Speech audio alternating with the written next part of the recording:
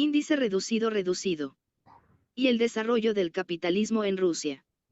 27 a 64 Capítulo primero Errores teóricos de los economistas populistas 65 a 194 Capítulo segundo. Diferenciación del campesinado. 197 a 261 Capítulo tercero. Paso de los propietarios de tierra de la economía basada en la prestación personal a la capitalista 262 a 344 Capítulo cuarto. El incremento de la agricultura comercial 345 a 397 Capítulo quinto. Las primeras fases del capitalismo en la industria 398 a 467 Capítulo sexto. La manufactura capitalista y el trabajo capitalista a domicilio 469 a 564 Capítulo séptimo. El desarrollo de la gran industria maquinizada 565 a 620 Capítulo octavo. Formación del mercado interior. Anexos. 621 a 645 Una crítica no crítica. Con motivo del artículo del señor Peskvortsov. El fetichismo mercantil en Nauchnoe Obozrenie, número 12 de 1899, 645 Índice completo. Prólogos. El desarrollo del capitalismo en Rusia. Proceso de la formación del mercado interior para la gran industria 1. 1896 a 1899. 1. El libro de V. I. Lenin El desarrollo del capitalismo en Rusia es fruto de una ingente labor de investigación, que duró más de 3 años. Lenin lo empezó en la cárcel, poco después de ser detenido a causa de la Unión de Lucha por la Emancipación de la Clase Obrera, de Petersburgo, y lo terminó en el destierro, en la aldea de Susenskoe, Siberia. Pero comenzó a reunir datos y documentos para el libro mucho antes de escribirlo.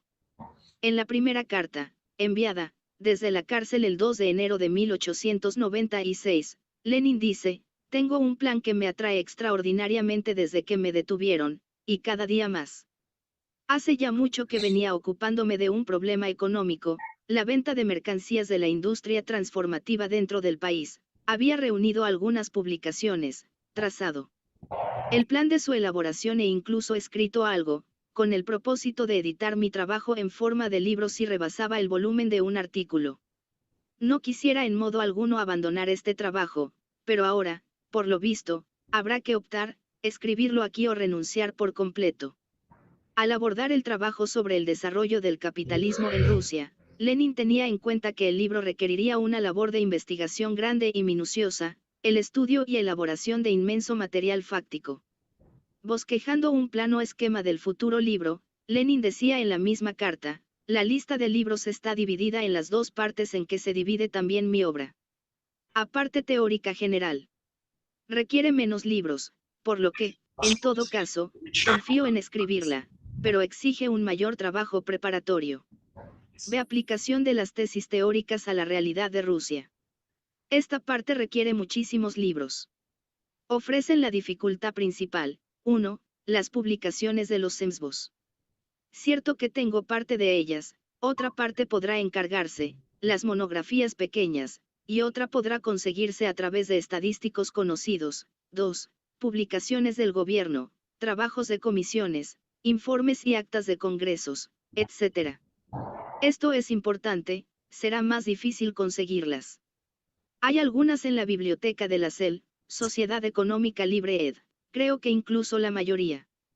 Hay Ulianova Elizarova, hermana de Lenin, relata en sus memorias cómo trabajaba él en la cárcel preparando el libro, decidió utilizar las bibliotecas de Petersburgo a fin de conseguir materiales para el trabajo que se había propuesto y que, como él sabía, sería imposible lograr en el destierro. Y se puso a trabajar intensamente, estudiando en la cárcel una infinidad de documentos y haciendo una infinidad de extractos. Le llevé montones de libros de las bibliotecas de la Sociedad Económica Libre, de la Academia de Ciencias y de otras instituciones científicas. Lenin no interrumpió el trabajo relacionado con el libro ni siquiera cuando se dirigía al lugar del destierro. En una carta fechada el 15 de marzo de 1897 comunicaba que por el camino había repasado y se proponía expedir desde Krasnoyarsk libros tomados por un corto plazo. Durante su parada en Krasnoyarsk, estudió libros y revistas que encontró en la biblioteca particular del negociante Yuden y en la biblioteca de la ciudad. En el destierro, Lenin continuó trabajando intensamente en el desarrollo del capitalismo en Rusia. En cuanto llegó al lugar del destierro se preocupó por conseguir y que se le enviaran los libros que necesitaba. Habla reiteradamente de ello en las cartas a los familiares y conocidos. Desde el otoño de 1897, Lenin recibió regularmente los materiales necesarios y empezó a estudiar nuevos documentos, sobre todo numerosas recopilaciones estadísticas. Cuando N.K. Krupskaya fue trasladada de Ufa para cumplir el destierro en Susenskoe en la primavera de 1898, le llevó muchos libros. En 3 años de trabajo en el desarrollo del capitalismo en Rusia, Lenin estudió y aprovechó con espíritu crítico todas las publicaciones dedicadas a la economía de Rusia. En el libro se mencionan y citan más de 500 trabajos diversos, libros, recopilaciones, investigaciones, ensayos y artículos. En realidad, la literatura estudiada y utilizada por Lenin, pero no incluida en la enumeración, fue muchas veces mayor. Sin embargo, incluso esta enumeración da una idea del colosal trabajo que realizó durante el estudio del desarrollo del capitalismo ruso. El borrador de El desarrollo del capitalismo en Rusia quedó terminado en agosto de 1898. Pero Lenin continuó trabajando intensamente en el libro. La redacción definitiva del manuscrito exigió bastante tiempo. El manuscrito quedó terminado a fines de enero de 1899. Lenin prestó gran atención a las observaciones de los camaradas y familiares que leyeron en manuscrito El desarrollo del capitalismo en Rusia. Cada capítulo del libro fue recopilado por separado en un pequeño cuaderno, que leyeron y discutieron, además de N.K. Krupskaya, otros socialdemócratas desterrados en la comarca de Minusinsk. Fuimos, por decirlo así, los primeros lectores de El desarrollo del capitalismo en Rusia, recuerda G.M. Krasisanovsky, desterrado entonces no lejos de Susenskoe. Leíamos detenidamente lo que se nos enviaba y lo devolvíamos con nuestras observaciones a Vladimir Ilich. Él tenía muy en cuenta las observaciones de este tipo.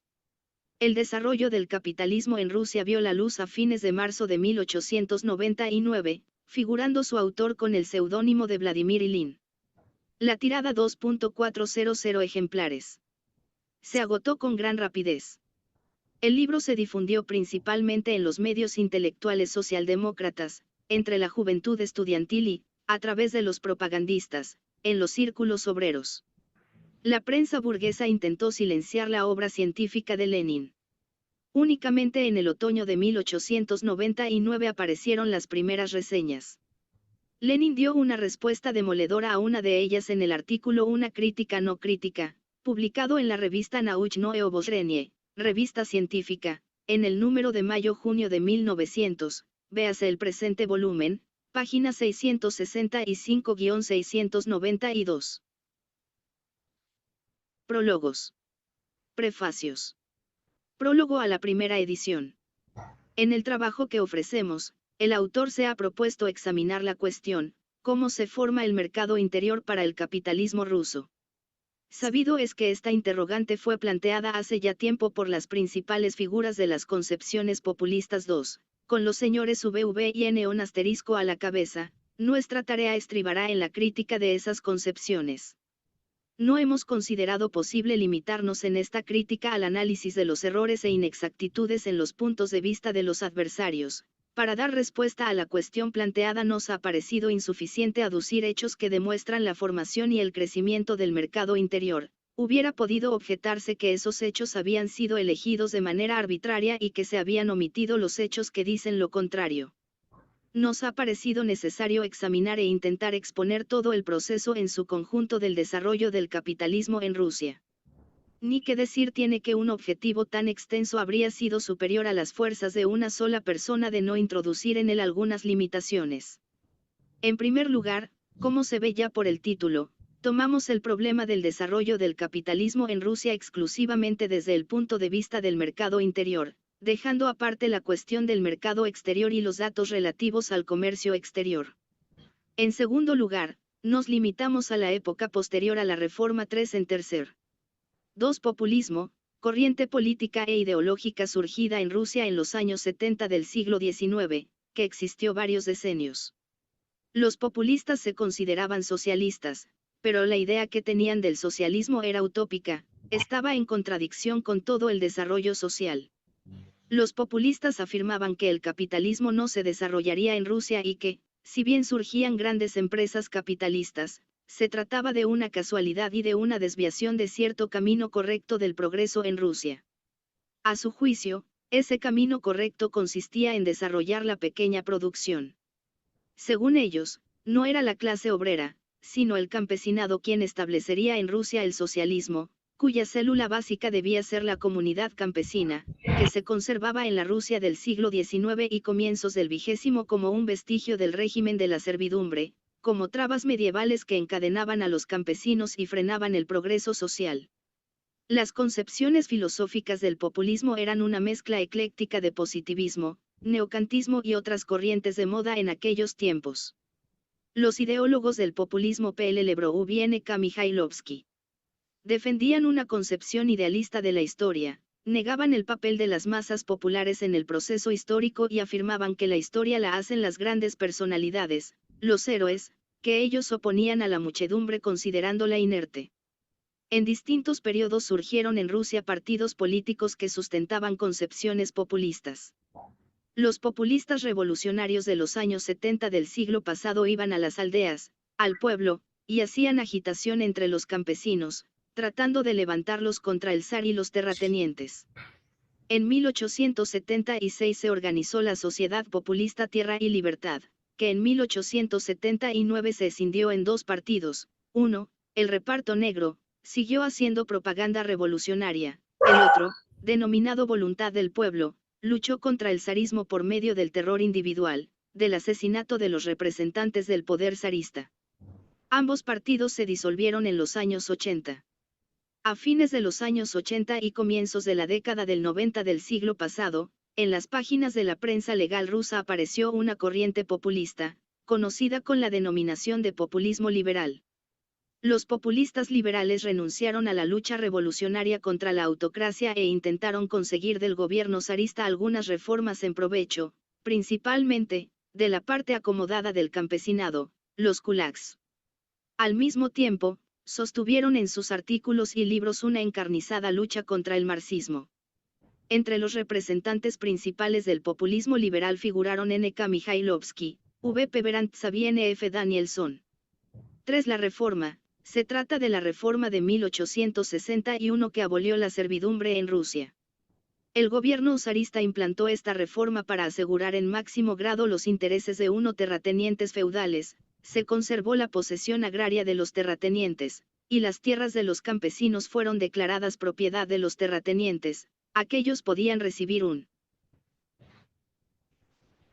Prólogos. Lugar. Tomamos principalmente y de modo casi exclusivo los datos que se refieren a las provincias interiores puramente rusas. En cuarto lugar, nos limitamos exclusivamente al aspecto económico del proceso. Mas, con todas las limitaciones indicadas, el tema sigue siendo extraordinariamente vasto. No se le ocultan en modo alguno al autor la dificultad e incluso el peligro de abordar un tema tan amplio, pero le ha parecido que, a fin de poner en claro la cuestión del mercado interior para el capitalismo ruso, es absolutamente preciso mostrar la relación y dependencia de los distintos aspectos del proceso que tiene lugar en todas las esferas de la economía social. Por eso nos limitamos a examinar los rasgos fundamentales del proceso, dejando para investigaciones posteriores su estudio más especial. Asterisco VV, seudónimo de V. Peverantsab, N.On., seudónimo de N. Danielsen. Véase V. y Lenin, obras completas, segunda editorial, B.S. Aires, ed. Cartago. 1969, biografías, tomo complementario 1. Ed. El plan de nuestro trabajo es el siguiente. En el capítulo primero examinaremos, de la manera más breve posible, las tesis teóricas fundamentales de la economía política abstracta relativas al problema del mercado interior para el capitalismo. Eso servirá a modo de introducción al resto de la obra, basada en hechos, evitándonos la necesidad de hacer numerosas referencias a la teoría en la exposición ulterior. En los 3 capítulos siguientes trataremos de dar los rasgos distintivos de la evolución capitalista de la agricultura en la Rusia posterior a la reforma. En el capítulo segundo se examinarán los datos estadísticos de los Semsvos, relativos a la diferenciación del campesinado. En el tercer, los datos referentes al estado de transición de la economía terrateniente, al cambio del sistema de prestación personal de esta economía por el capitalista. Y en el cuarto, los datos correspondientes a los modos en que se produce la formación de la agricultura comercial y capitalista. Los 3 capítulos que siguen después serán consagrados a las formas y fases de desarrollo del capitalismo en nuestra industria. En el capítulo quinto examinaremos las primeras fases del capitalismo en la industria, precisamente en la pequeña industria campesina, la llamada de los custares. En el sexto, los datos relativos a la manufactura capitalista y al trabajo capitalista a domicilio, y en el séptimo, los referentes al desarrollo de la gran industria maquinizada. En el último capítulo, el octavo, intentaremos mostrar la relación existente entre los distintos aspectos del proceso expuestos más arriba y ofrecer un cuadro general de ese proceso. Nadiel, parcela, cuyas dimensiones fijaba la ley, y, además, debían contar con el consentimiento del terrateniente, por medio de un rescate. Los campesinos quedaban en dependencia temporal durante varios años, es decir, seguían sujetos a diversas cargas, tributos o prestación personal, en favor del terrateniente. Más de la tierra que usufructuaban los campesinos bajo el régimen de la servidumbre les fue arrebatada en favor de los terratenientes al efectuar la reforma. Estas tierras arrebatadas o recortes, como las llamaban, eran la parte mejor de las parcelas campesinas, prados, abrevaderos, pastos, etc., sin los cuales los campesinos no podían dedicarse a una actividad agrícola independiente. Según cálculos aproximados, después de la reforma los nobles tenían 71.500.000 desiatinas de tierras, y los campesinos, 33.700.000. En total, según la reforma de 1861, se libró a 22.500.000 campesinos, siervos de terratenientes. El rescate que los campesinos debían pagar al gobierno zarista, el gobierno abonó a los terratenientes el dinero que les correspondía por la operación del rescate, era una verdadera expoliación de los campesinos en favor de la clase terrateniente. Para amortizar la deuda de los campesinos se les concedió una prórroga de 49 años, al 6% de interés anual. Los atrasos en el pago del rescate, pesada carga sobre la hacienda campesina, aumentaban año tras año. La reforma provocó la depauperación masiva de los campesinos y la ruina de sus haciendas. Los campesinos que habían dependido de los terratenientes pagaron al gobierno, en concepto de rescate, 1.900 millones de rublos, mientras que el valor de esas tierras en el mercado no pasaba de 544 millones. En la práctica, los campesinos fueron obligados a pagar no solo por la tierra, sino también por su libertad personal. La reforma de 1861 fue un paso en el camino de la transformación de Rusia en una monarquía burguesa. Pero el viejo sistema de pago en trabajo solo fue socavado y no destruido. Lenin calificó la reforma de 1861 como el primer acto de violencia masiva contra el campesinado, en beneficio de capitalismo naciente en la agricultura, que desbrozaba el campo por los terratenientes para el capitalismo. Prólogos. PS lamentándolo en grado sumo, no hemos podido utilizar para la presente obra el magnífico análisis del desarrollo de la agricultura en la sociedad capitalista dado por Kautsky en su libro Die Agrarfrage, Stuttgart, Dietz, 1899, y Abn. Die Entwicklung der Landwirtschaft in der kapitalistischen Gesellschaft asterisco. La cuestión agraria, Stuttgart, Dietz, 1899, apartado I, Desarrollo de la agricultura en la sociedad capitalista, ed. 13.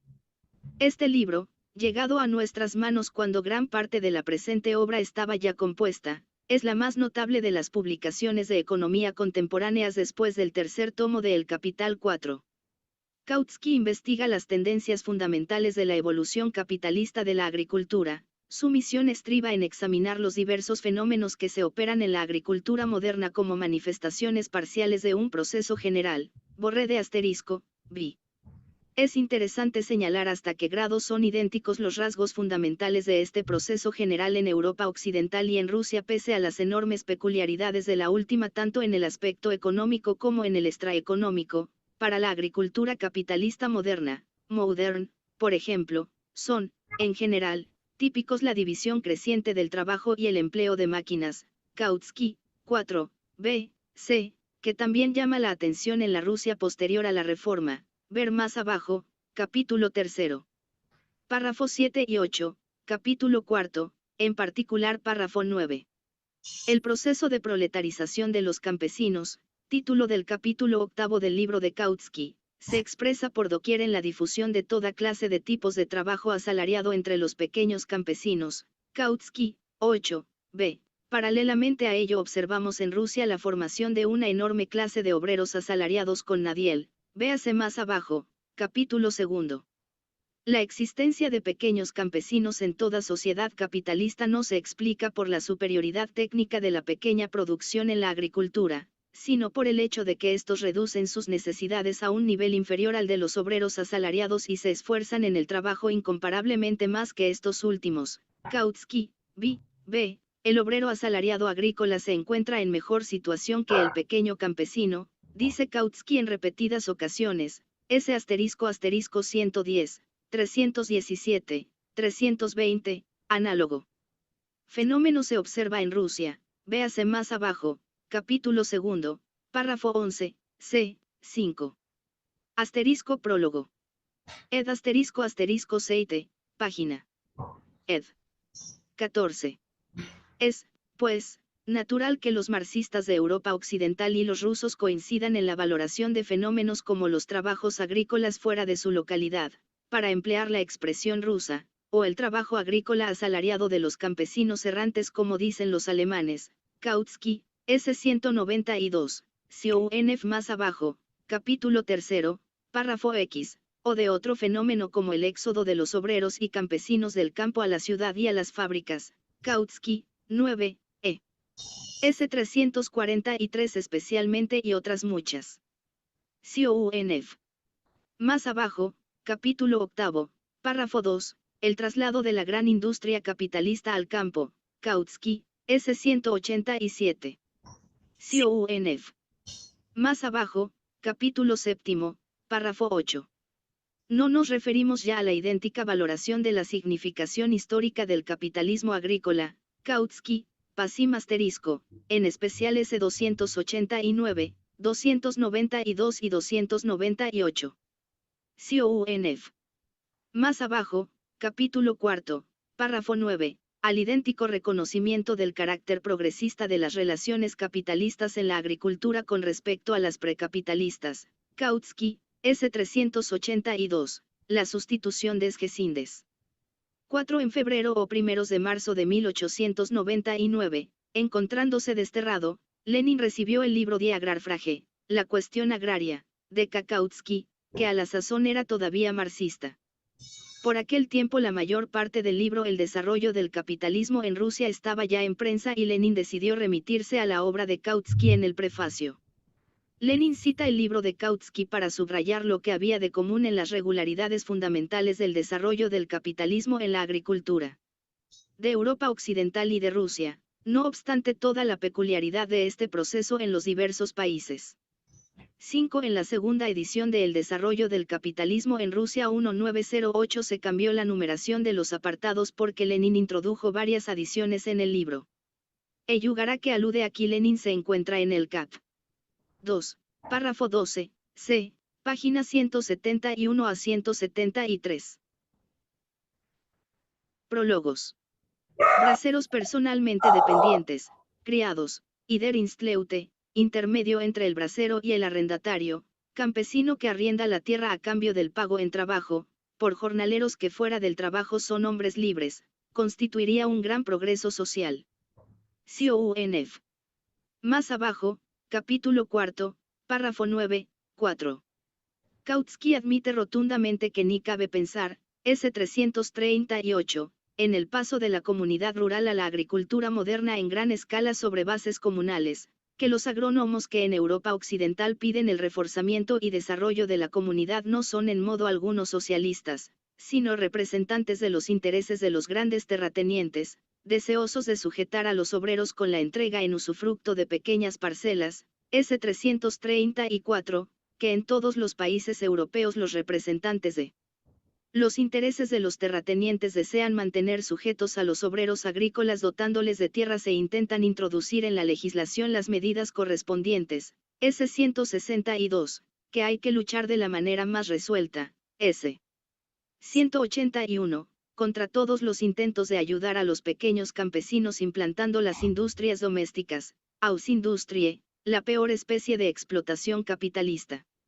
Consideramos necesario subrayar la completa solidaridad en las concepciones de los marxistas de Europa Occidental y rusos en vista de los últimos intentos de los representantes de populismo de trazar una marcada diferencia entre unos y otros. Ver la declaración del señor V. Berantzavecha el 17 de febrero de 1899 en la Sociedad de Fomento de la Industria y el Comercio de Rusia, Novoe Vremia, número 8255, 19 de febrero de 1899. 6. Asterisco en diferentes lugares ed. Prólogo a la segunda edición 7. Este trabajo fue escrito en vísperas de la Revolución Rusa, durante cierta calma que reinó después de la explosión de las grandes huelgas de 1895 a 1896. Entonces el movimiento 6. El 17 de febrero de 1899 se discutió en la Sociedad de Fomento de la Industria y el Comercio de Rusia un informe sobre el tema "No será posible reconciliar el populismo con el marxismo". El populista Berantzov afirmó en su discurso que los representantes de la novísima corriente del marxismo en Occidente estaban más cerca de los populistas rusos que de los marxistas rusos. El 19 de febrero, 3 de marzo, de 1899 se publicó una breve reseña de esta reunión en el periódico reaccionario Novoe Vremia, Tiempo Nuevo, de San Petersburgo 7. La segunda edición de El desarrollo del capitalismo en Rusia apareció en 1908. Su publicación fue anunciada en marzo de dicho año, en el número 10 de Nizhnaya Letopis, Anales Bibliográficos. Lenin volvió a revisar el texto del libro para la segunda edición, corrigió las erratas, introdujo numerosas adiciones y escribió un prefacio nuevo, fechado en julio de 1907. En esta edición sustituyó las expresiones destinadas a sortear la censura discípulos, partidarios de los trabajadores, con las denominaciones propias, marxistas, socialistas, y las alusiones a la nueva teoría, con referencias a Marx y al marxismo.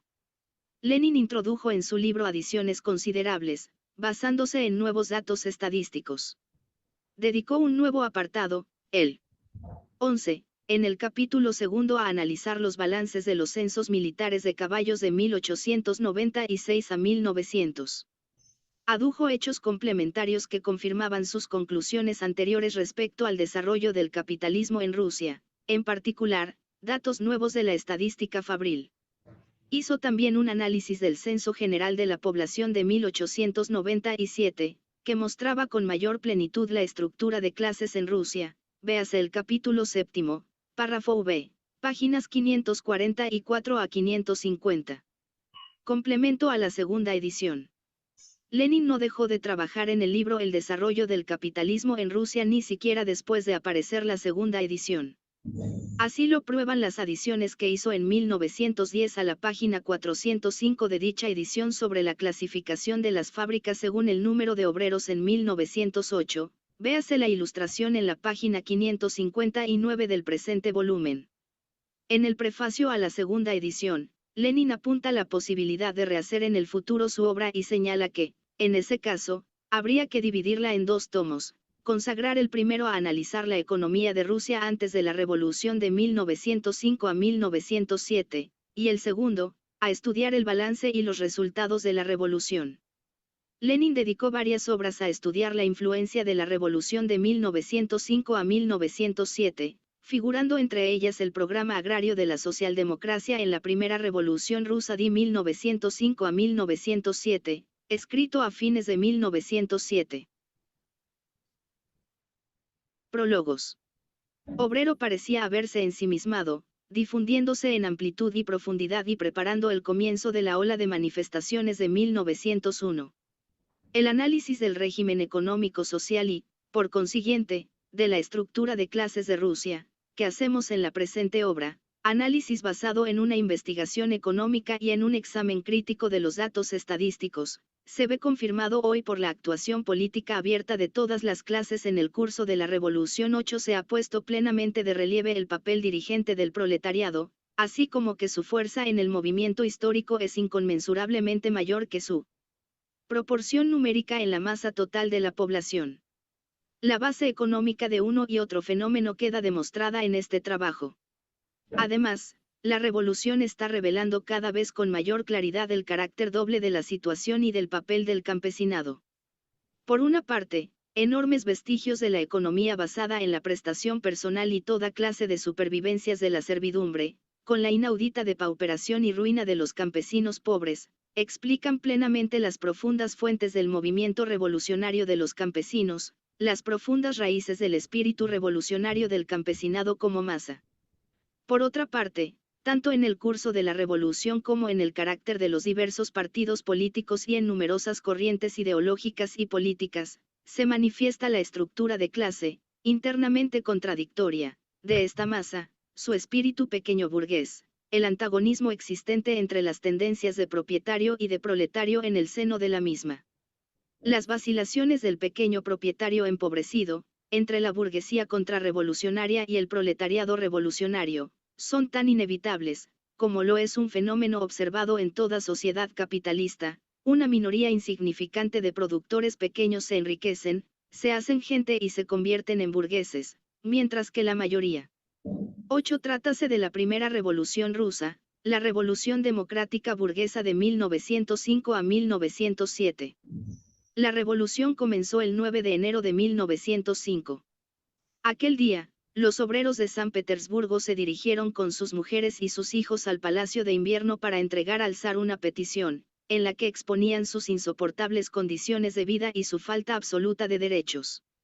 En respuesta, el zar ordenó ametrallar la manifestación pacífica. En las calles de Petersburgo cayeron muertos miles de obreros inermes, mujeres, niños y ancianos. La clase obrera de toda Rusia respondió al crimen del gobierno zarista con manifestaciones, huelgas y acciones armadas. Los obreros, al frente de la revolución, lucharon por derrocar la autocracia y proclamar la República Democrática, abolir la gran propiedad agraria e implantar la jornada de 8 horas. En el verano de 1905, los obreros de Ivanovo-Voznesensk formaron el primer Soviet, Consejo, de Diputados Obreros, ejemplo que fue seguido por los obreros de otros centros industriales. Los campesinos se sumaron a la lucha contra el régimen zarista terrateniente, exigiendo que se entregara al pueblo la tierra de los latifundistas. En junio de 1905 se sublevó la tripulación del acorazado Potiomkin, que formaba parte de la escuadra del Mar Negro. En octubre de 1905 se declaró la huelga general política en toda Rusia. En el inmenso país cesó el trabajo en fábricas y empresas y quedaron paralizados todos los ferrocarriles. La huelga patentizó la gran fuerza de la clase obrera. El 17 de octubre, el zar se vio obligado a publicar un manifiesto, en el que prometía promulgar una constitución en Rusia y otorgar la libertad de expresión, de reunión, de imprenta, etc.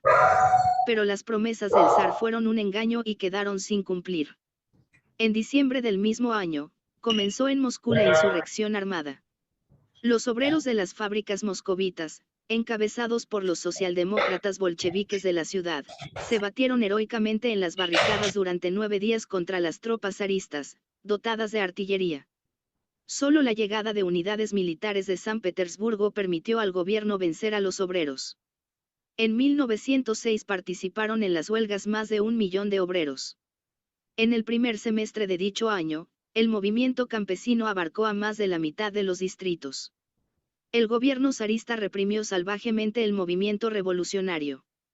En todos los grandes centros industriales y en las zonas de levantamientos campesinos, las expediciones punitivas cometieron ferocidades inauditas, asesinando a muchos miles de obreros y campesinos. La primera revolución rusa fue derrotada, pero tuvo magna importancia histórica. para las masas populares de la Rusia zarista fue, como dijera Lenin, un ensayo general, sin el cual habría sido imposible la victoria de la clase obrera en octubre de 1917. La Revolución Rusa de 1905 a 1907 ejerció gran influencia en el desarrollo del movimiento revolucionario en Asia, en Persia, Turquía, China, India y otros países. Prólogos. Aplastante se arruina por completo y se convierte en obreros asalariados o en depauperados, o lleva una vida que raya siempre en la situación de proletarios. La base económica de ambas tendencias en el seno del campesinado queda demostrada en la presente obra. 20. Partiendo de esta base económica, se comprende que la revolución en Rusia es, inevitablemente, una revolución burguesa. Esta tesis marxista es absolutamente irrefutable. No se la debe olvidar jamás. Siempre hay que aplicarla al análisis de todas las cuestiones económicas y políticas de la Revolución Rusa. Pero es necesario saber aplicarla. El análisis concreto de la situación y de los intereses de las diversas clases debe servir para determinar el significado exacto de esta máxima al ser aplicada a tal o cual cuestión. Mientras que el método inverso de razonar, que observamos no pocas veces entre los socialdemócratas del ala derecha, encabezados por Plejánov, es decir, la aspiración de hallar respuestas a las cuestiones concretas en el simple desarrollo lógico de la máxima general sobre el carácter fundamental de nuestra revolución 9 es un envilecimiento del marxismo y una mera burla del materialismo dialéctico. De gentes semejantes, quienes, por ejemplo, sacan la conclusión del papel dirigente de la burguesía en la revolución o de la necesidad de que los socialistas apoyen a los liberales, partiendo de la verdad general relativa al carácter de esta revolución, de gentes así, Marx repetiría probablemente la cita de Heine mencionada ya por él en otra ocasión: sembré dragones y he cosechado pulgas 10. Sobre la base económica concreta de la Revolución Rusa, son objetivamente posibles dos caminos fundamentales de su desarrollo y desenlace. O bien la vieja hacienda terrateniente, ligada por millares de lazos al derecho de servidumbre, se conserva, transformándose lentamente en una hacienda puramente capitalista, de tipo Yanker 11. En este caso, la base del tránsito definitivo del sistema de pago en trabajo al capitalismo es la transformación interna de la hacienda terrateniente basada en la servidumbre, y todo el régimen agrario del Estado, al transformarse en capitalista, conserva aún por mucho tiempo los rasgos de la servidumbre. 21. O bien la revolución rompe la vieja hacienda terrateniente, destruyendo todos los restos de la servidumbre y, en primer término, la gran propiedad.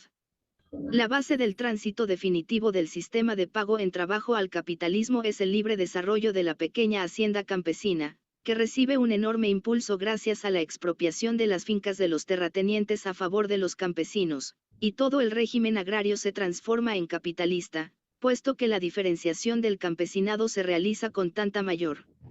9. Se alude a la posición de los mencheviques, a la oportunista de la socialdemocracia rusa, respecto al carácter de la revolución de 1905 a 1907. Por su carácter, esta revolución era burguesa, ya que su objetivo consistía en suprimir los numerosos vestigios del medievo y de la servidumbre en el régimen económico y político de Rusia y desbrozar el camino para el más rápido desarrollo del capitalismo en el país. Pero de esta justa e irrefutable tesis, los mencheviques sacaban la errónea conclusión de que la fuerza dirigente, hegemónica, de la revolución debía ser la burguesía. En realidad, la fuerza hegemónica de la revolución democrática burguesa de 1905 a 1907 fue la clase obrera de Rusia, en aquellos tiempos ya suficientemente numerosa, unida y revolucionaria para poder encabezar el movimiento revolucionario. Lenin critica con detalle las opiniones erróneas de los mencheviques acerca de esta cuestión en su obra Dos tácticas de la socialdemocracia en la revolución democrática. 10. Marx citó la expresión de Heine sobre quienes hacen coro: he sembrado dientes de dragón y he cosechado pulgas en el capítulo 4 del segundo tomo de la ideología alemana, véase C. Marx y F. Engels. Obras, segunda editorial en ruso, 1955, t3, página 514. 11. Yankers, denominación que se daba en Prusia a los grandes propietarios agrarios, pertenecientes al estamento superior, la nobleza. Prólogos. Rapidez, cuanto más radicalmente son eliminados los vestigios de la servidumbre. Dicho con otras palabras, o bien la conservación de la masa principal de la propiedad de los terratenientes y de los principales pilares de la vieja superestructura, de aquí el papel preponderante del burgués liberal monárquico y del terrateniente, el rápido paso a su lado de los campesinos acomodados, la degradación de la masa de campesinos que no solo es expropiada en enorme escala, sino que, además, es esclavizada por los distintos sistemas de rescate propuestos por los demócratas constitucionalistas 12 y oprimida y embrutecida por el dominio de la reacción. Los albaceas de semejante revolución burguesa serían los políticos de tipo parecido a los octubristas 13 o bien la destrucción de la propiedad de los terratenientes y de todos los pilares principales de la vieja superestructura correspondiente, el papel predominante del proletariado y de la masa de campesinos con la neutralización de la burguesía vacilante o contrarrevolucionaria, el desarrollo más rápido y libre de las fuerzas productivas sobre la base capitalista con la mejor situación posible, en la medida que es en general concebible en las condiciones de la producción de mercancías, de las masas obreras y campesinas. De aquí la creación de las premisas favorables para el ulterior cumplimiento por la clase obrera de su auténtica y fundamental misión, la transformación socialista. Naturalmente, son posibles las más variadas combinaciones de los elementos de tal o cual tipo de evolución capitalista, y solo unos pedantes incorregibles pretenderían resolver las cuestiones peculiares y complicadas, que surgen en tales casos, únicamente por medio de citas de alguna que otra opinión de Marx referente a una época histórica distinta. 22. El trabajo que ofrecemos a la atención del lector está dedicado al análisis de la economía prerrevolucionaria de Rusia. En una época revolucionaria el país vive una vida tan rauda y agitada que es imposible determinar, en lo más álgido de la lucha política, los grandes resultados de la evolución económica. Por una parte, los Stolypini, por otra, los liberales, y no solamente, en modo alguno, los demócratas constitucionalistas a lo Struve, sino todos los demócratas constitucionalistas en general, trabajan sistemática, tenaz y consecuentemente para que la revolución llegue a su término siguiendo el primero de los cauces trazados. El golpe de Estado del 3 de junio de 1907, por el que acabamos de pasar, significa una victoria de la contrarrevolución que trata de asegurarla completa. 12 demócratas constitucionalistas, en ruso, para abreviar se les llamaba cadetes, por las iniciales de este partido, K, Konstitucionno, D, Demokraticheskaya afiliados al Partido Demócrata Constitucionalista, partido principal de la burguesía imperialista en la Rusia zarista. Se fundó en octubre de 1905 con elementos de la burguesía liberal monárquica, terratenientes liberales e intelectuales burgueses que se encubrían con falsas frases democráticas para ganarse al campesinado. Los demócratas constitucionalistas propugnaban la conservación del régimen monárquico, consideraban su principal objetivo la lucha contra el movimiento revolucionario y aspiraban a que el zar y los terratenientes feudales compartieran con ellos el poder. Su programa agrario admitía la posibilidad de que fuese enajenada una parte de las tierras de los latifundistas para entregársela a los campesinos mediante rescate, como resultado de lo cual estos últimos deberían pagar por la tierra precios exorbitantes. Durante la Primera Guerra Mundial, 1914 a 1918, los demócratas constitucionalistas apoyaron activamente la política exterior anexionista del gobierno del zar. En la Revolución Democrática Burguesa de febrero de 1917 trataron de salvar la monarquía. Desde el gobierno provisional burgués, aplicaron una política antipopular, contrarrevolucionaria conveniente a los imperialistas franceses, ingleses y norteamericanos. Después de triunfar la Revolución Socialista de octubre de 1917, los demócratas constitucionalistas actuaron como enemigos irreconciliables del poder soviético y participaron en todas las acciones contrarrevolucionarias armadas y en las campañas de los intervencionistas extranjeros. 13 octubristas, o Unión del 17 de octubre, partido organizado en Rusia después de publicarse el manifiesto del 17 de octubre de 1905, en el que el zar, asustado por la revolución, prometió dar al pueblo las bases inconmovibles de las libertades cívicas. Este partido representaba y defendía los intereses de los grandes industriales y de los terratenientes que explotaban su hacienda con métodos capitalistas. Lo encabezaban Aiguchkov, conocido industrial y propietario de casas de Moscú, y M. V. Rodzianko, gran latifundista. Los octubristas apoyaban sin reservas la política interior y exterior del gobierno zarista, del que entraron a formar parte en el otoño de 1906. Prólogos. Preponderancia de los terratenientes en la llamada representación popular de Rusia 14. Pero cuán sólida será esta victoria es otra cuestión, ya que la lucha por el segundo desenlace de la revolución continúa. Con mayor o menor decisión, de modo más o menos consecuente y más o menos consciente, tienden a tal desenlace no solo el proletariado, sino también las vastas masas campesinas. La lucha directa de masas, por más que la contrarrevolución se empeñe en estrangularla mediante la violencia directa, por más que se empeñen los demócratas constitucionalistas en ahogarla mediante sus miserables e hipócritas ideuchas contrarrevolucionarias, se abre camino ya en otra parte pese a todo, imponiendo su sello a la política de los partidos del trabajo, de los partidos populistas, aunque las cumbres de los políticos pequeñoburgueses están indudablemente contaminadas. Sobre todo los socialistas populares 15 y los trudoviques 16, del espíritu demócrata constitucionalista de traición, de molchalinismo 17 y de suficiencia de filisteos o burócratas mesurados y meticulosos. Por ahora no es posible todavía prever en qué va a terminar esta lucha y cuál será el resultado definitivo de esta primera embestida de la Revolución rusa. Por lo mismo, no ha llegado aún la hora. Además, mi trabajo inmediato de partido, como militante del movimiento obrero, no me deja tiempo libre, de reelaborar por completo esta obra asterisco. La segunda edición no puede ir más allá de una caracterización de la economía prerevolucionaria de Rusia. El autor se vio obligado a limitarse a revisar y corregir el texto, así como a completarlo con los nuevos materiales estadísticos más indispensables. Tales son los datos de los últimos censos de caballos, la estadística de las cosechas, los resultados. 14. Duma de Estado, institución representativa que el gobierno zarista se vio obligado a convocar a raíz de los acontecimientos revolucionarios de 1905. Formalmente, la Duma de Estado era un organismo legislativo, pero, en la práctica, carecía de todo poder efectivo.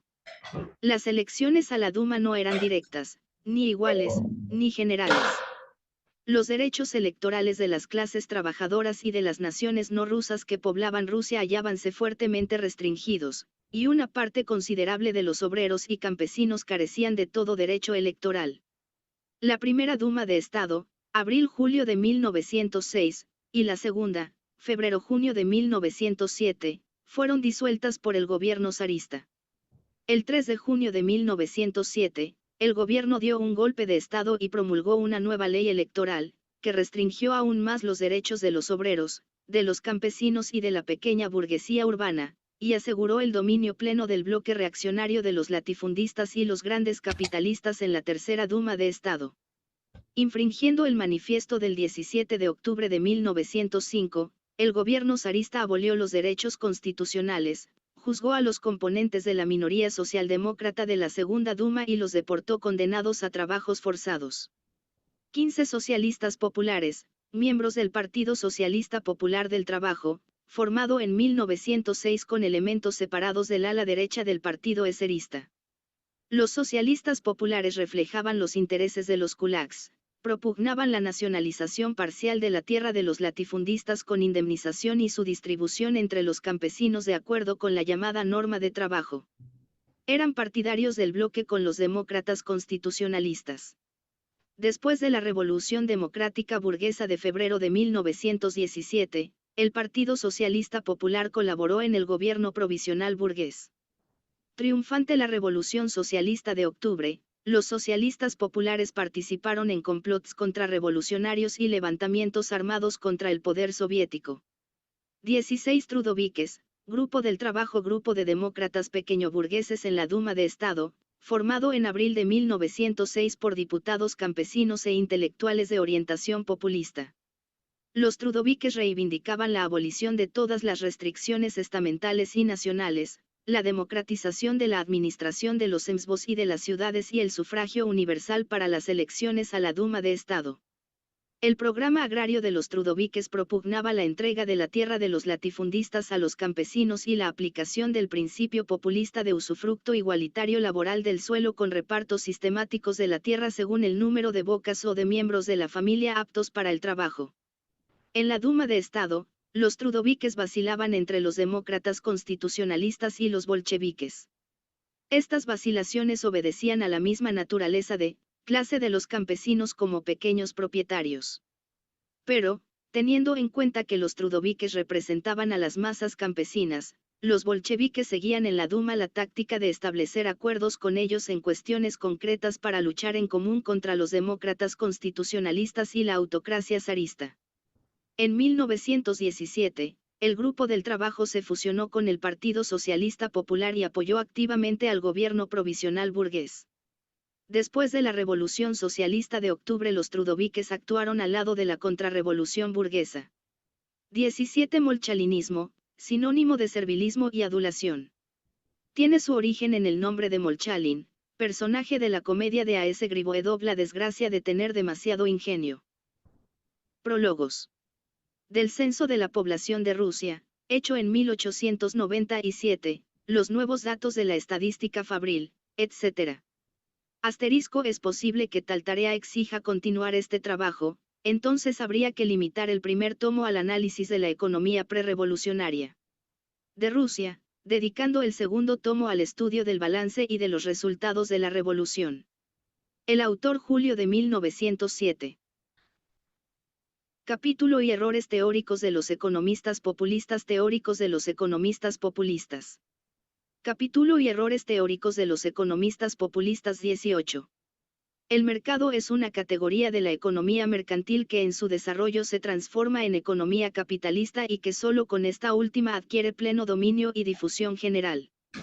Por eso, para examinar las tesis teóricas fundamentales relativas al mercado interior, debemos partir de la economía